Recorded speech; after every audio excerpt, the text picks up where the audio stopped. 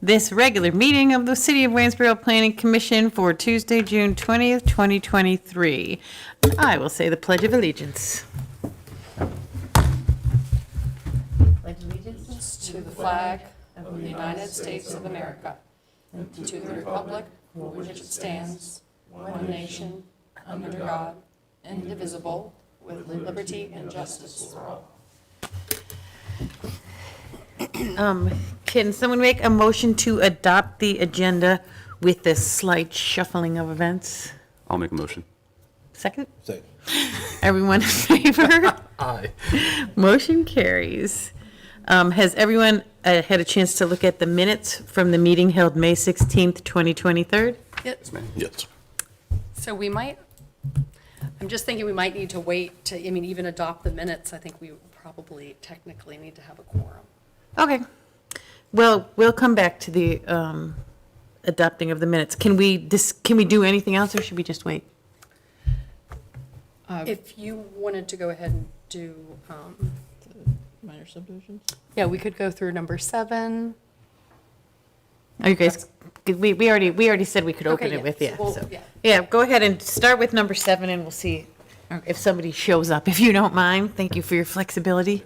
Forgive me zooming through this because I decided to do it all in one today. Which is understandable. Thank you Yes, for your preparedness. I know you were.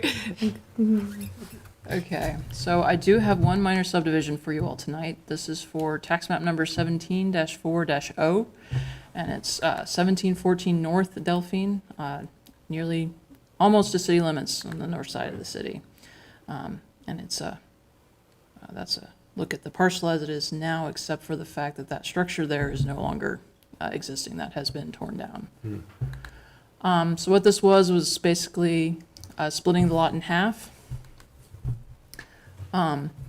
It was an 80-foot lot. It was split into 2 lots, 2 40-foot lots, and this is to allow for single-family attached dwellings.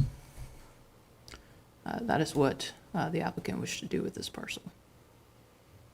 And 40-foot width lots are permissible for that particular building type. Essentially a duplex row home kind of style with a small backyard.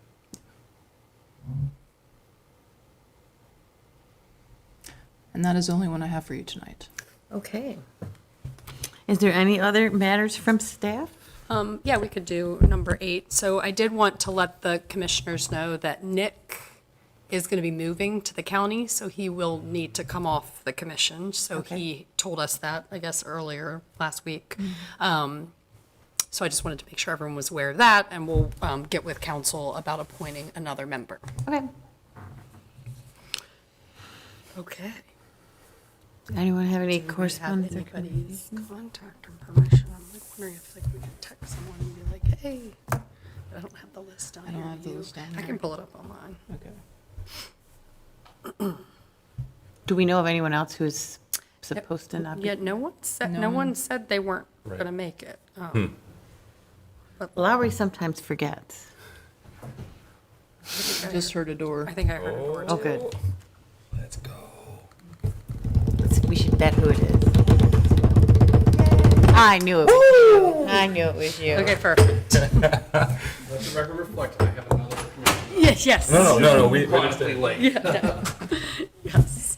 Okay, back to regularly scheduled programming. Perfect. Back to the top. So, now, has everyone, should we go back and re-adopt the agenda, or are we okay? Yeah. Let's go re-adopt the agenda. Oh. Okay, so back to number 2, we're going to re-adopt the agenda. Can I have a motion to adopt the agenda I'll make a as reverted back to its original form, less number 7 and 8? Yep, so I'll adopt that. Can I have a second? I'll second. Everyone in favor? Aye. Motion carries. Has everyone had a chance to look at the minutes of the meeting held May 16th, 2023? Yes. Can someone move to approve them? I'll make that motion. Could I have a second, please? Second. Everyone in favor of approving the minutes of the meeting held May 16th, 2023? Aye. Motion carries. Public comment period for items not on the agenda. Do we have anything? Do not. Okay, we're sailing right on through. Now we have a public hearing for a conditional use permit request by Dana Mears to allow for temporary special events in the RG5 General Residential District at 1169 Sherwood Avenue, Waynesboro, Virginia, tax map numbers 16-1-45D, 16-1A1, and 16-1B1. Take it away, Alessandra. Thank you. Okay, so yes, this is a conditional use permit request for 1169 Sherwood Avenue. Just brief overview again. Conditional use permits allow for a case-by-case review of uses which may be but are not always compatible with neighboring uses. In order to approve, council must find that the proposed use is consistent with good zoning practice and have no more adverse effect on health, safety, or comfort of persons living or working in the area, no more detrimental economically or otherwise to property or improvements in the surrounding area than any use generally permitted in the district. So the subject property is located sort of at the corner of Hopeland Parkway and Sherwood Avenue. It's about a 7-acre parcel, shown in blue right there. And the nature of the request, the applicant wishes to have a CUP to allow for temporary special events in the RG5 district. This is our general residential district. They wish to host small events such as fundraisers, weddings, bridal, baby showers, workshops, those sort of events. The property is currently used as a bed and breakfast, and the applicants are hoping to broaden their business model. COVID-19, they had to shut down like most everybody did, and as they were opening back up, as restrictions were loosening, they said that a lot of people were requesting their bed and breakfast for these types of events, so they'd wish to try and do that going forward. As you may remember, the same applicant actually initiated the text amendment late last year for the temporary special events use category. Came before Planning Commission in December and then was adopted by Council in January 2023. And it permits short-term, smaller scale temporary events that occur at more frequent intervals that was previously permitted by our ordinance. And it is permitted by CUP in all zoning districts. So here's another look at the subject property, outlined in red. It is surrounded on 3 sides by mostly undeveloped land at the moment. To the north, you have the district home property. To the west, you've got the Parkway Village Apartments and the Food Line and DMV shopping area. Directly to the south is the Thurston Court neighborhood, small subdivision, and also a housing authority housing complex. And then to the east, you have Vector Industries across the river and some other industrial uses. The comprehensive plan does designate this as high-density residential. And as far as the zoning ordinance goes, as I said, it is permitted in all zoning districts by CUP, but it is also subject to additional requirements regarding the temporary and permanent facilities and structures that may be used for the events, and then also signage.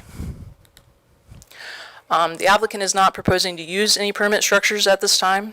As far as temporary structures and facilities go, structures that are installed for 179 days or less are considered temporary. 180 days or more are actually considered permanent structures and then under the purview of the building official. The applicant wishes to have an event tent, about 30 by 40 feet, clear top tent, and they are planning to have that up for the 179-day period. This temporary structure is regulated by the fire department, and a permit and inspection of the tent is required as a part of that.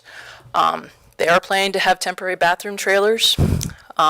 These will be placed along a fence line north of the event area, and this is shown on the next couple slides with their concept plans.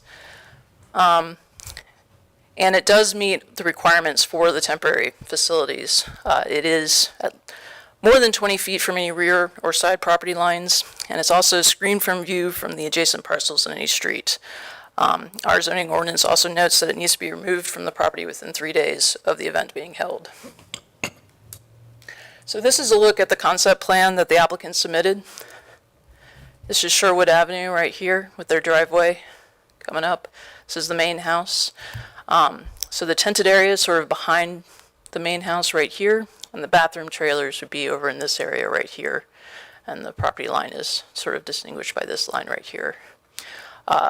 This is actually a field right here, and this is where the primary parking area would be for the events. They estimate it can hold 55 to 60 cars in this area. And then the open area to the north of the fence line can be used for additional parking if that's necessary.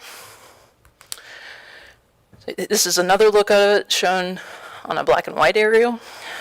And you can see here, this is the entrance, how they plan to show the flow of traffic through the field where the barn is, and then the tented event area. And this area over here is sort of open lawn where they hope to have outdoor events. And then again, up here is where they have identified the bathroom trailer location. This is a slightly more recent concept plan. This one shows the location of handicap parking, which is sort of off the driveway. I believe in sort of this area right here.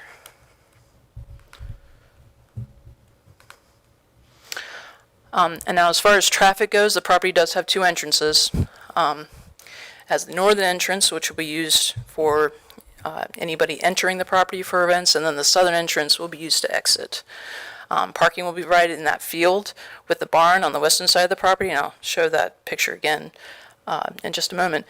And as I said, about 55 to 60 cars can be fit within that field, and then overflow parking to the north.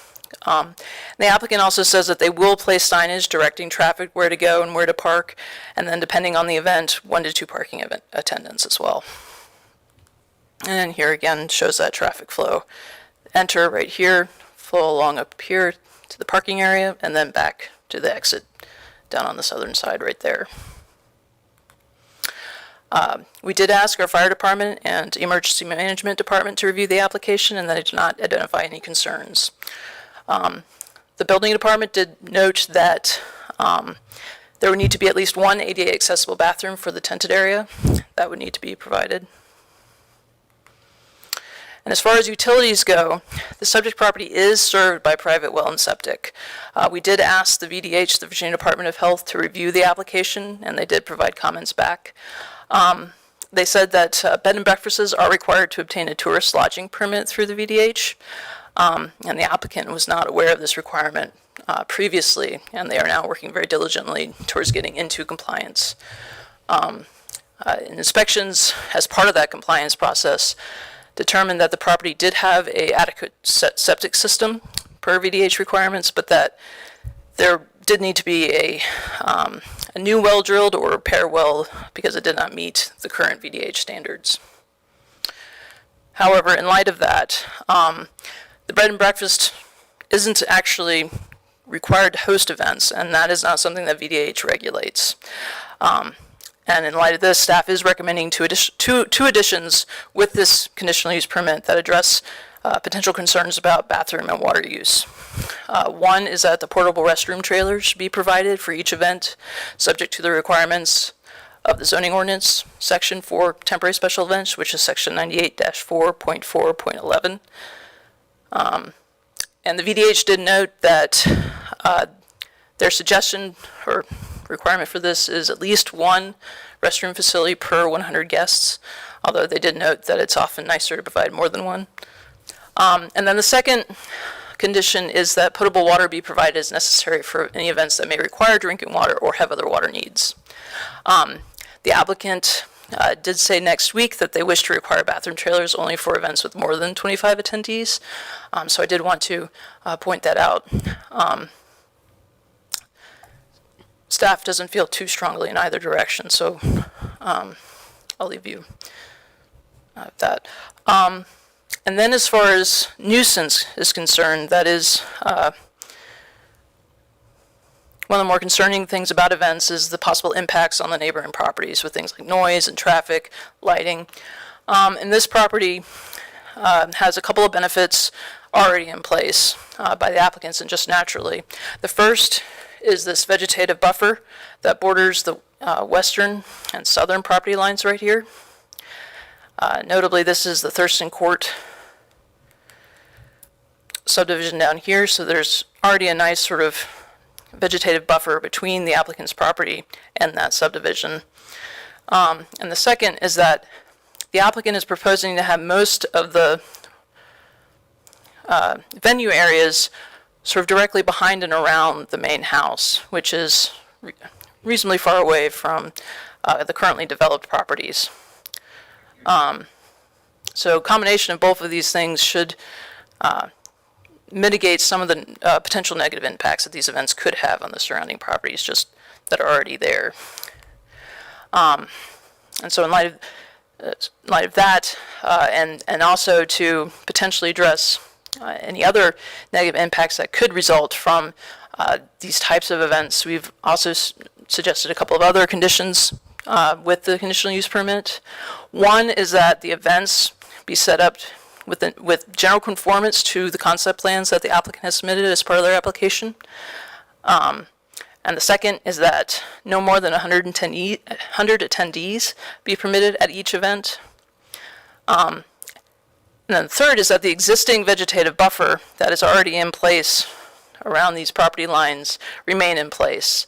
And if any part of it is removed, it be replaced with similar vegetation. And then the fourth one is that in addition to abiding by our noise ordinance that is already in place, any music for outdoor events cease by 10 p.m. And then finally, no event shall start prior to 9 a.m. in the morning, and it shall end by 11 p.m. in the evening. So in conclusion, staff notes that there is demonstrated interest in and need for event venues in this region. And this particular property is a unique one in Waynesboro. It has a relatively private setting and pretty large for a city property with about 7 acres. In addition, the temporary special events text amendment was targeted at businesses such as the applicants. And it does have the potential to drive additional business into Waynesboro and also the surrounding region.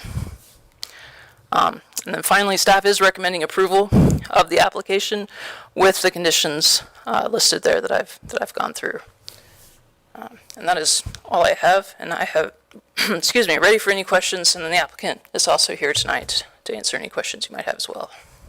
Well, I remember when they first came in and you can tell they put a lot, I think it's 2 months ago, maybe 3 months ago. And you can tell a lot of work and a lot of thought's been put into this. So that's awesome. That's good to see. I do have, I have one question about the attendees amount. I feel like 100 may not be enough. I've done a lot of events in my very short life, and because I'm a musician, so I've been a part of many events. And a venue about that size, I think, could potentially hold closer to 200 pretty comfortably. Granted, maybe not all of them would fit perfectly underneath the tent, but I feel like that 150 to 200 might be a little bit more reasonable than 100. And also that gives more flexibility to the event holder for the applicant to do slightly larger events, since we don't have a ton of event options in Waynesboro. I think, especially where it's at with the vegetation buffer, I think 150 would be a really good number. And they wouldn't add to the noise. 150, 200 wouldn't add much to the noise. It'd mostly be people who are driving in a jacked up diesel. That'd be the main noise problem. Get them to park on the backside. Okay. Yeah. What is the, remind me what the noise ordinance says. Is it that's still a decibel thing, or did that get changed? It's a good question. I don't know if I know definitively. I thought they just. It was recently amended, but I couldn't remember if it went to a decibel or if it was more like a clearly audible type language. Because I thought it went into effect at 10 p.m. The decibel change. And I think by putting this in there, I think it was just us trying to be extra cautious that they would abide by the noise ordinance. I didn't even go to research it, but if it was different timing, that 10 is when they would stop. Yeah, the music would stop at 10, but they could have 11 to end their event.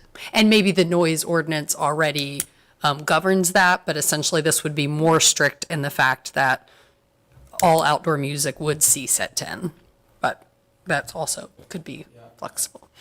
Just, I mean, I think if they're either gonna be compliant with the noise ordinance or not. So timing doesn't concern me as much. Exactly, right. Because if it's super quiet, but it goes till midnight even, it's like, Well, I mean, I could set up my boombox across the street and be as loud as I wanted to until I violated the noise. I mean, I just, Or you it could, seems like sort of or you could drive your loud car down Main Street all night Right, long. Right, or the guy that rides his motorcycle by my house at Right. 5:30 a.m. every morning, and it sounds like a jet is taking off Yeah. in my front yard.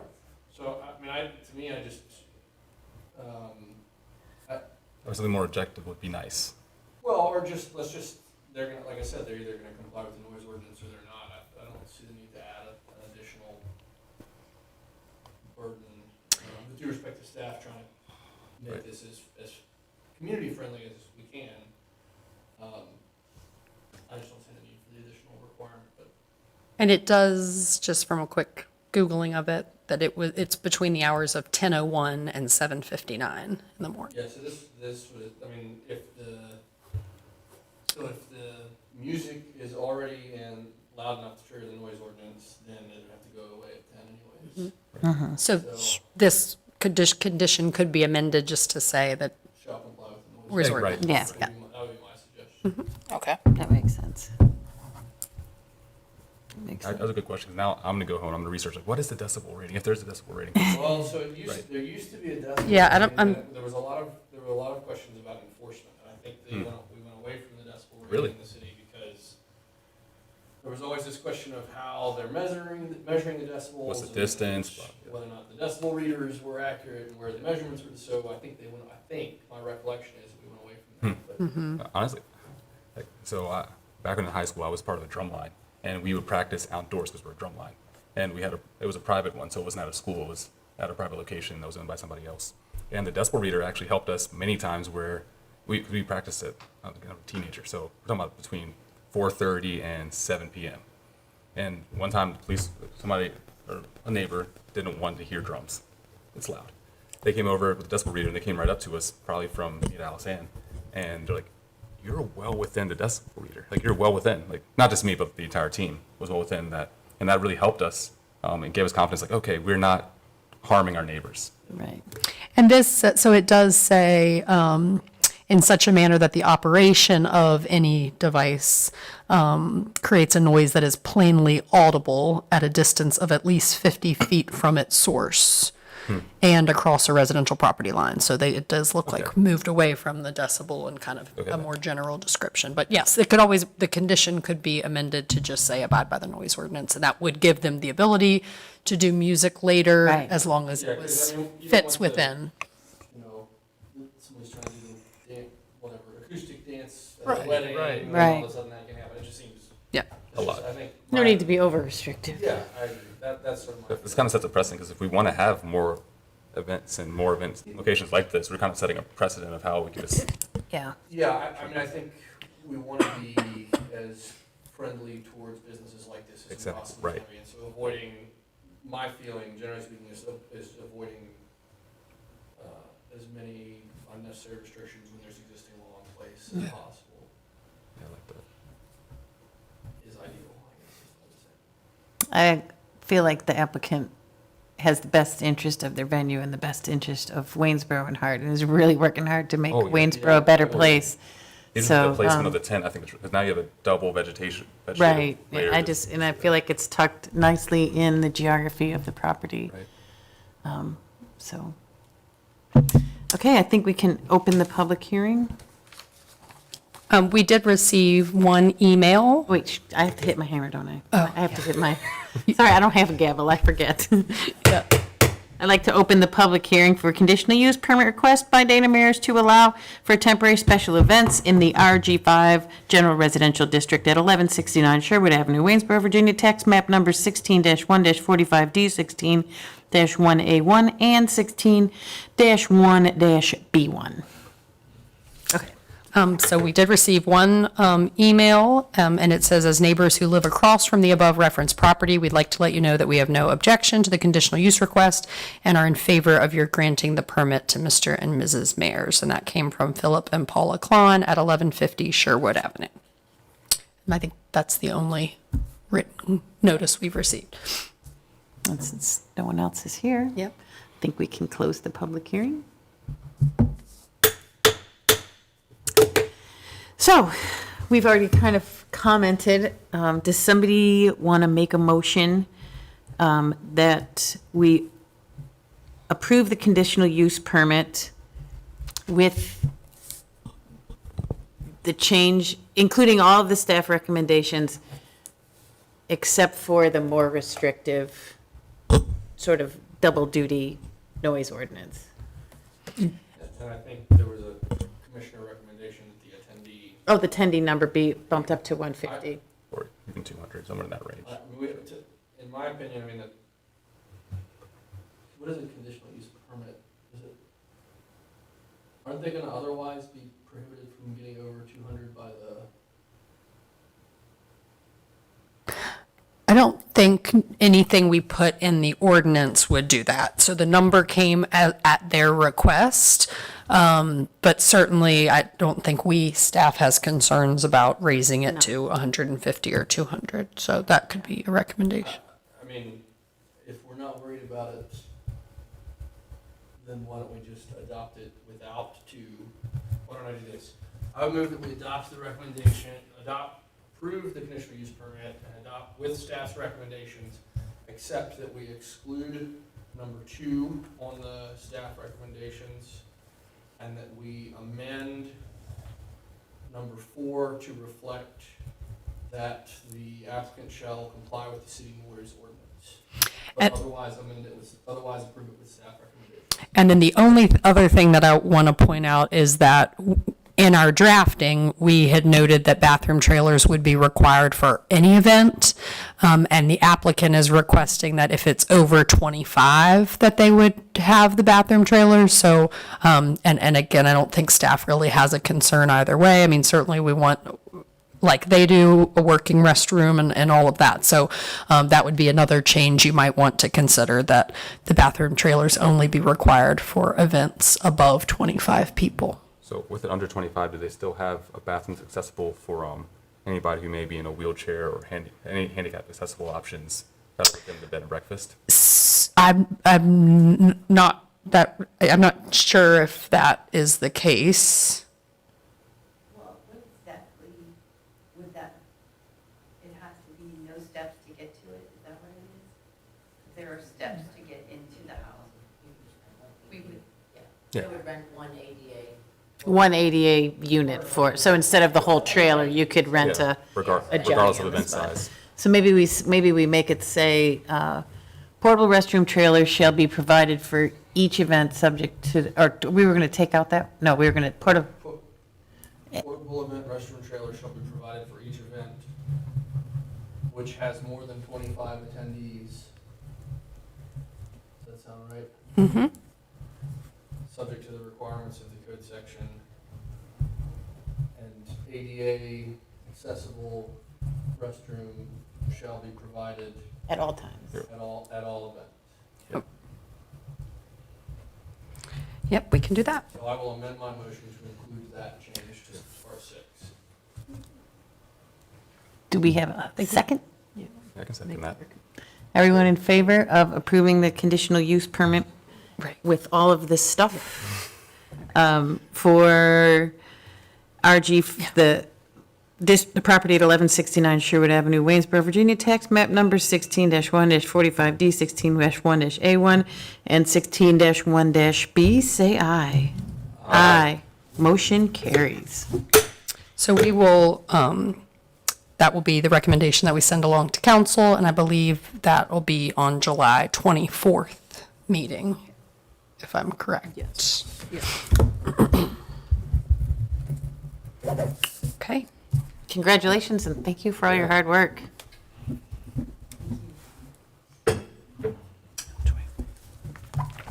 Quick question, is the July 24th an open or closed meeting? So it'll be another public hearing, Okay. and then that would be the night they could introduce the ordinance, and then 2 weeks later, it would be officially complete. But yeah, it'll be another public hearing. Okay, great. Well, thank you. Excellent. Thank you for your help. So then I think for item 6, we had moved this, I think it was, We moved it after I had to be gone. yes, so we have moved it to this. So it's, I guess, up to you all if you want to have that discussion tonight, or move it because there's other people missing. I don't, but it's on the agenda to have that discussion. Well, can we just, I mean, do you have new stuff to talk about, or are we revisiting? No, so or- I think essentially what staff is kind of requesting would be whether or not the commission would like us to draft an ordinance. It could be as open-ended as that, and we could get to work on something and bring it to you. Or if the desire is not to draft an ordinance, that could be a motion. Or it could be a little bit, if you do want us to draft an ordinance, maybe make it a more specific motion to say, we'd like you to focus on these things, like the distance from schools and, I guess that was the main That one was we the had main talked one. about. But if there are more components of it that you would like added, we could do that, or we could just kind of, if you just want to make it a more general motion to draft an ordinance, we can go back to the ones that we collected and do something similar and bring it to you for, obviously you'll see it again. Right. We can work on it. We just want to make sure that the Doesn't- commission wants us to move forward with some type of ordinance. I'd like to see the staff move forward with some type of ordinance. I just had reports again this week of kids walking into the ones across from the high school, and the owner says, doesn't check their ID, and says, put them in your pocket when you walk out the door. I mean, it's as blatant as that. So the- And it's so blatant that I have a meeting with Inspector Southworth from ABC next week. So any ordinance that staff would draft would not address what you just said? It wouldn't address what I just said, but it would prevent any new stores from being built in that I'm area. following that example. Yeah, We have to start somewhere. right. We have to start somewhere. And if we can't at least put a boundary of safety, walkability around our students' schools, I don't know where else we should start. And this is something that seems to have worked in other areas. I just feel like we got to start somewhere. Well, I'm not opposed, but I got the feeling that this was not going to be I don't think the commissioners were all in favor of Right. some type of zoning. That's what I felt in the last discussion that we had. So, We've not agreed on a lot of things, though. yeah, if they, my concern is if we task the staff to come up with a draft when we already know that you don't have the support, is it worth the squeeze and the juice? It's worth the juice and the squeeze. That's my concern. So, and I don't know if staff has reached out individually to kind of gauge that. I just don't want to waste staff's time trying to do something that you're not going to get the votes to approve it. Yeah, I struggle with a couple of things about the prospect of this idea. As I mentioned at the last meeting, there are some, I agree with you that there are Right. some obviously predatory business practices in this area. Right. But I think there are also good businesses in this area, and I think specifically again of the pipe shop and tobacco cigar Yeah, place downtown in Stanton. Stanton, and the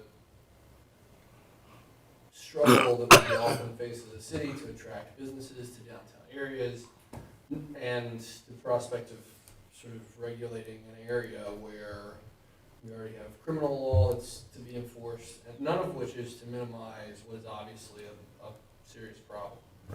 And I think I've shared with the commission the last time some of my experiences in this area working in the context of the legal field.